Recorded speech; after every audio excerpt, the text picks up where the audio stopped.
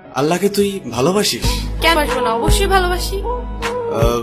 আল্লাহকে কি তোর বয়ফ্রেন্ডের মতো ভালোবাসিস? বয়ফ্রেন্ডের মতো কেন ভালোবাসবো? না মানে তোর ফেসবুক অ্যাক্টিভিটি তো তাই বলে। মানে ঠিক বুঝলাম না।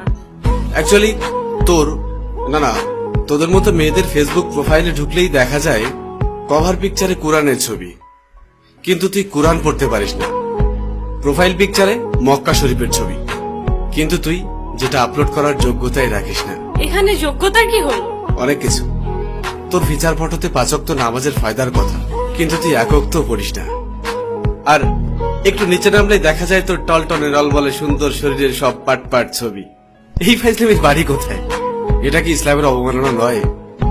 দেখ, তোর মুখে কি আল্লাহর নামটা মানায়? তাহলে আমি কার নাম নিব? আমি মুসলিম, আমি তো আল্লাহ নামই নিব। না, তুই বা তোরা মুসলিম না।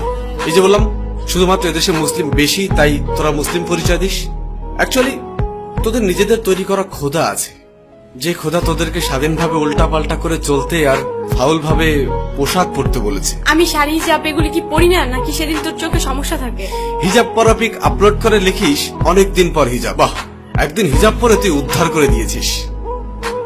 একদিন বোরকা পরে ফেসবুকে স্ট্যাটাস দিস কেউ একজন পড়তে বলেছিল। আর তোদের শাড়ি পরা থাকলে বুকের উপর থেকে কাপড়টা নামিয়ে ফটোশুট শুরু করিস।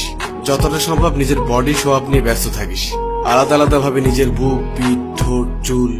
আর তোর মুখের দিকটা ছবিতে ঠিক মতো আসুক আর না আসুক, বুকের মাপটা ঠিকই আসে।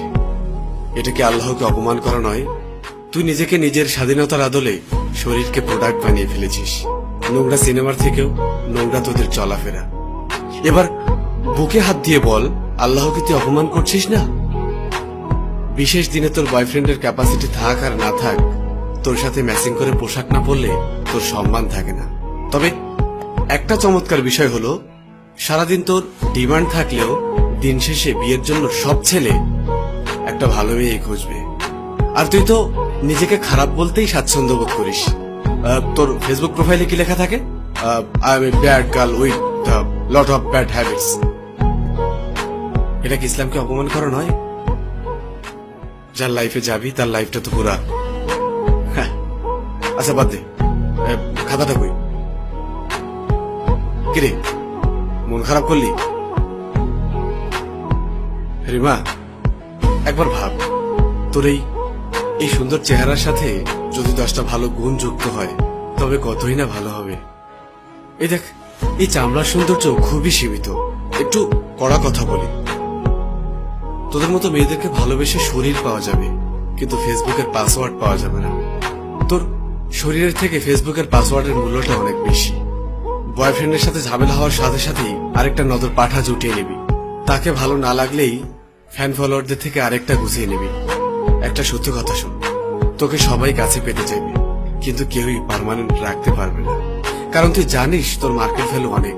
তুই কখনোই একজনে সুখী হবি না। একদিন তুই অনেক একা হয়ে পড়বি, ডিপ্রেশনে থাকবি। আমার ভেতরে যে জমানো কথা ছিল বলে দিলাম। এবার যদি ইসলামকে ভালোবাসিস, আল্লাহকে মানিস, তবে হয়তো নিজেকে পরিবর্তন করবি, না হলে তোর ফেসবুক প্রোফাইল ঠিক করবি।